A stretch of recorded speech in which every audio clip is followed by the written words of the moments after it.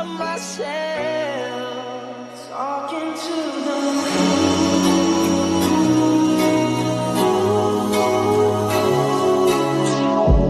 मी सावित्री ज्योतिराव फुले, सातारा जिल्ह्यातील खंडाळा तालुक्यातील खंडोबा देवाच्या पाटलांची मी मुलगी.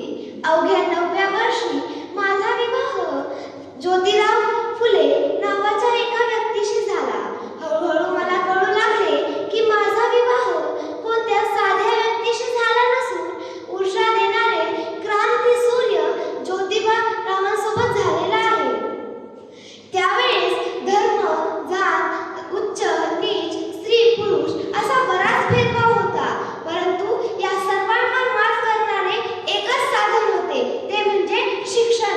ज्योतिरावांच्या मनात शिक्षणाचा एकच ध्यास होता. शिक्षणाचा प्रसार करत असताना त्यांना फराद नावाच्या एक ब्रिटिश मॅडम म्हणाल्या, मिस्टर फुले, तुम्हाला जर शिक्षणाचा प्रसार करायचा असेल तर so extend your woman. If woman is educated, your home is educated. पण तुम्ही जर म्हणत असाल की मुलीला घराबाहेर काढायचं नाही तर इट्स सो बॅड. याच्यानंतर झालंच तर ज्योतिबा मला म्हणाले, सावित्री, आजपासून मी तुला शिकवणार. ते मला पाटी पेन्सिल घेऊन शिकवू लागले. मी वाचू लागले, लिहू लागले व काव्य रचायलाही शिकले. अशातच 1 जानेवारी 1848 ला पुण्यामध्ये शनिवार वाड्यात भिडेंचा